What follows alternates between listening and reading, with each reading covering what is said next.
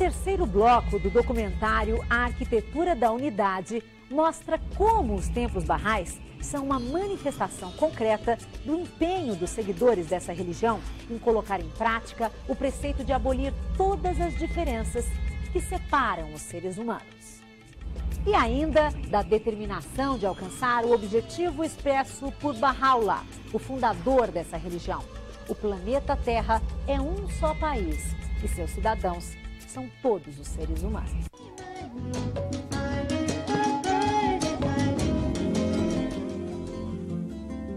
Entre os objetivos dos fiéis barrais, deve estar sempre a busca incessante da eliminação das barreiras geopolíticas e a construção da fraternidade universal. Os barrais criaram a primeira organização não governamental destinada a trabalhar exclusivamente com as Nações Unidas em 1945.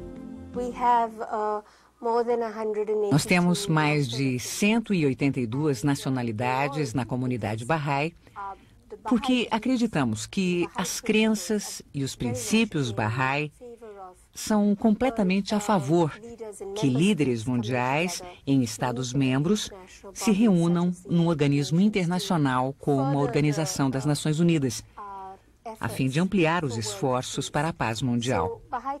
Por isso, a comunidade Bahá'í marca presença no mundo inteiro em apoio ao trabalho da ONU. Dentro dos templos, é permitido realizar preces e leituras de textos de outras religiões. Uma atitude concreta que manifesta a crença fundamental de que todas as religiões provêm do mesmo e único Deus e que todas fazem parte de etapas sucessivas do desenvolvimento espiritual da humanidade. Eles são também o coração espiritual de cada comunidade Bahá'í. Em torno de cada templo, as edificações destinadas ao serviço social formam, aos poucos, um complexo de escolas, universidades, hospitais, orfanatos, lares para idosos e outras entidades. A formação desses núcleos obedece a outro princípio fundamental da fé Bahá'í. A devoção só é verdadeira quando palavras se transformam em atos. Em Nova Delhi, trabalhamos no próprio Templo de Lótus e no Centro de Informações. Temos de encaminhar as pessoas para as entradas designadas, isolar e organizar as filas quando necessário, encaminhar as pessoas para as saídas e ainda realizar algumas tarefas de escritório. O nosso quadro de serviços muda a cada hora e os voluntários se ajustam a essas mudanças. A administração e o funcionamento dos templos barrais exigem uma soma de atividades muito complexas, tanto quanto as que envolveram a própria construção de cada um deles. O templo Bahá'í de Hofheim-Langenhain, perto de Frankfurt, na Alemanha, foi projetado e construído pelo arquiteto alemão Teuto Rocholl. A superestrutura pré-fabricada e reforçada de concreto e aço veio da Holanda. A base do domo tem 48 metros de diâmetro. A altura do térreo ao topo chega a 28 metros. É um complexo de aço, alumínio e vidro. Possui acústica excepcional, criada por reverberação dentro de sua forma redonda e por ressonância no peitoril das janelas. E, como em todo o templo Bahá'í, dentro dele só se ouve música executada pela voz humana, a capela, ou seja, sem apoio de nenhum instrumento.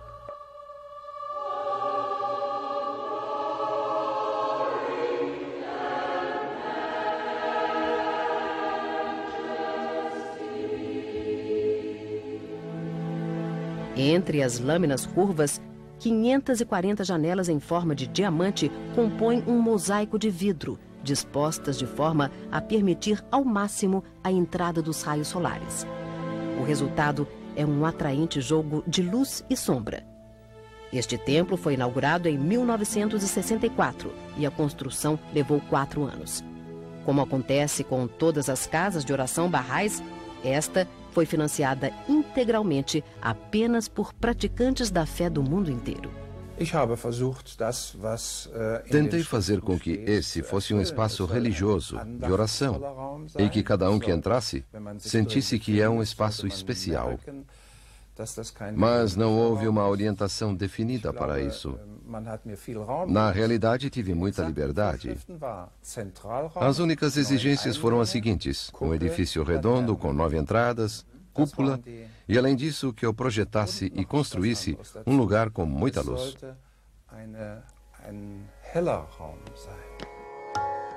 Já o templo de Nova Delhi foi construído com inspiração num tema recorrente em todo o Extremo Oriente, a flor de lótus. A ela se associa uma imagem mítica que representa a pureza, nascida do lodo e do barro e preservada mesmo no meio deles. Conforme crença religiosa comum na região, quem encontra a flor de lótus é levado a procurar dentro de si a pureza que parecia perdida e impossível de recuperar na vida terrena. Em termos arquitetônicos, há a exigência física de que qualquer casa de oração Bahá'í tenha 9 lados e 9 portas. Já o templo de lótus tem 9 pétalas estilizadas, dentro do mesmo conceito. O 9 é, em muitas culturas, o número da unidade, o número abrangente na sucessão de todos os outros. A unidade é o princípio fundamental da fé Bahá'í, e dela emanam os outros. A igualdade entre homem e mulher, a abolição dos extremos de riqueza e pobreza, a abolição do preconceito. A forma do templo obedece a esses conceitos.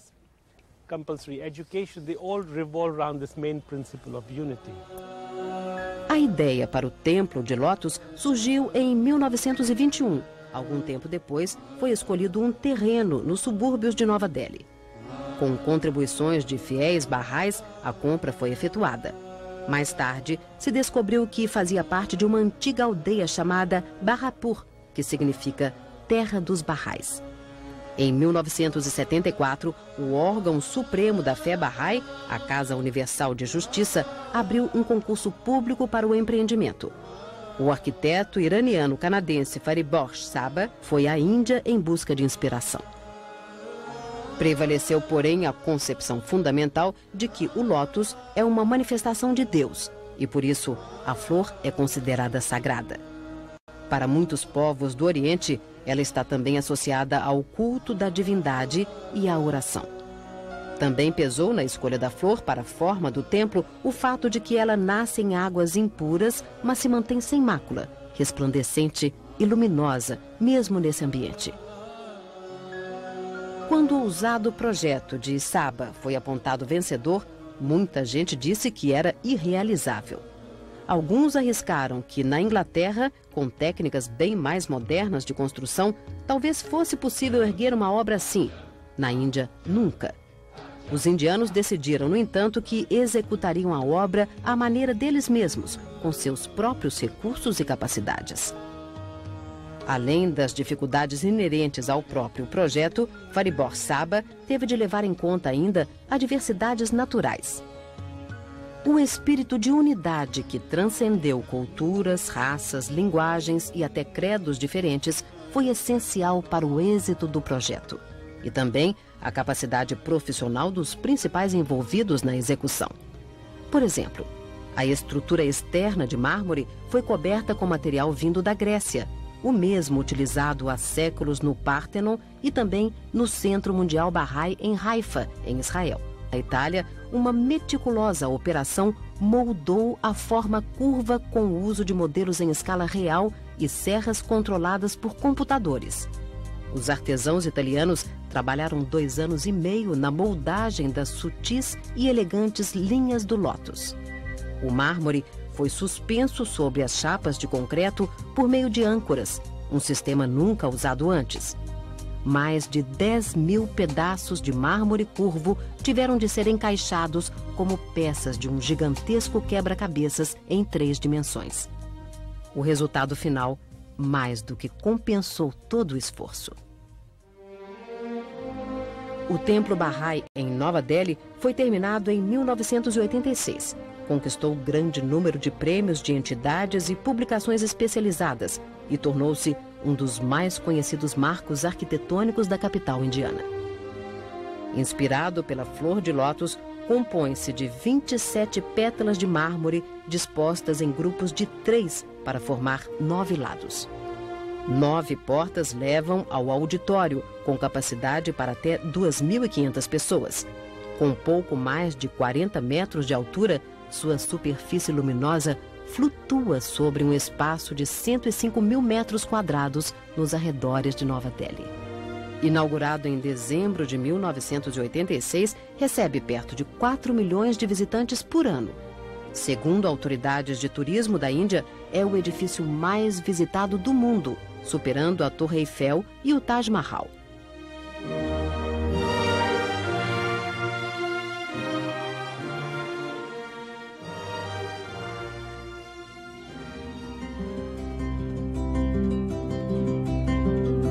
História semelhante de sonho e superação marcou a construção do Templo Bahá'í em Wilmette, perto de Chicago, no estado americano de Illinois. O projeto começou a tomar forma em 1903 e, como aconteceu com empreendimentos semelhantes, demorou anos a se concretizar. O concurso público para a construção foi vencido pelo arquiteto franco-canadense Louis Bourgeois. Abdul-Bahá aprovou a escolha do local, comprado em 1908, e presidiu o lançamento da pedra fundamental em 1º de maio de 1912. As obras, no entanto, só começariam de fato em dezembro de 1920. A construção foi suspensa várias vezes por falta de dinheiro. Mas, a despeito da quebra da Bolsa de Nova York em 1929, naquele ano, o esqueleto de aço da cúpula foi completado pela firma do empreiteiro John Earl, de Washington. E o templo só seria inaugurado formalmente em 1º de maio de 1953. Como todas as casas de oração dos Bahá'ís, a de Wilmette tem 9 lados e uma cúpula, e é cercada por jardins e fontes. Desde o início, recebeu o nome de Templo Mãe do Ocidente, por ter sido o primeiro erguido no hemisfério ocidental. Dentro do auditório, com paredes revestidas de ornamentos que mais parecem bordados de renda feitos em concreto, a cúpula se eleva a 50 metros de altura. Em 1978, entrou para o Registro Nacional de Locais Históricos do Governo dos Estados Unidos. O Templo de Wilmette foi a grande realização de Louis Bourgeois, que monitorou a obra de sua casa, do outro lado da rua. Louis Bourgeois morreu no último ano da construção, mas viveu o suficiente para ver pronta boa parte dos 10 mil entalhes de renda em concreto, uma das principais características da obra. Além dos 7 templos Bahá'ís já existentes, outro está em construção, o da América do Sul, perto de Santiago do Chile. Suas linhas modernas estão em harmonia com a paisagem e com o conceito de que essa região faz parte do novo mundo descoberto pelos europeus a partir de fins do século XV.